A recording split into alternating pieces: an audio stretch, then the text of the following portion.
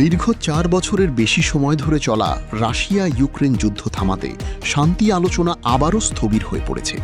এর মধ্যেই ইউক্রেনের রাজধানী কিয়েভে রাতভর ভয়াবহ হামলা চালিয়েছে রাশিয়া। ইউক্রেনীয় কর্মকর্তাদের দাবি, এই হামলায় প্রায় ৬০০ ড্রোন ও ৯০টি বিভিন্ন পাল্লার ক্ষেপণাস্ত্র ব্যবহার করা হয়েছে। যদিও আকাশ প্রতিরক্ষা ব্যবস্থা অনেক ড্রোন ও মিসাইল ভূপাতিত করেছে, তবুও কিয়েভের কেন্দ্রস্থলে বড় বড় বিস্ফোরণ ঠেকানো যায়নি। অধিকৃত পূর্ব ইউক্রেনে ইউক্রেনীয় হামলার প্রতিশোধ নিতেই এই সর্বাত্মক হামলার নির্দেশ দেন রুশ প্রেসিডেন্ট ভ্লাদিমির পুতিন। অনলাইনে ছড়িয়ে পড়া ভিডিওতে দেখা গেছে রাশিয়ার ক্রুজ মিসাইল কিয়েভে আঘাত হানার পর তীব্র বিস্ফোরণ ঘটে। হামলায় একটি ব্যবসা কেন্দ্র, স্থানীয় বাজার ও একটি ক্যাফে ধ্বংস হয়েছে।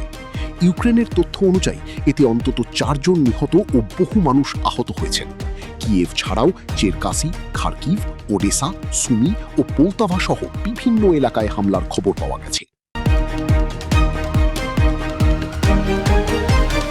এই হামলার সবচেয়ে আলোচিত দিক ছিল রাশিয়ার নতুন ওরেসনিক হাইপারসনিক ব্যালিস্টিক মিসাইলের ব্যবহার।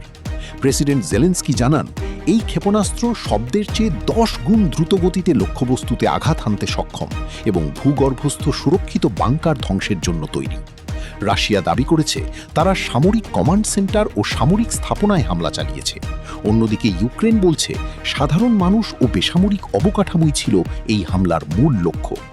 যুদ্ধের তীব্রতা বাড়তে থাকায় সংঘাত কোথায় গিয়ে থামবে তা নিয়ে উদ্বেগ বাড়ছে বিশ্বজুড়ে।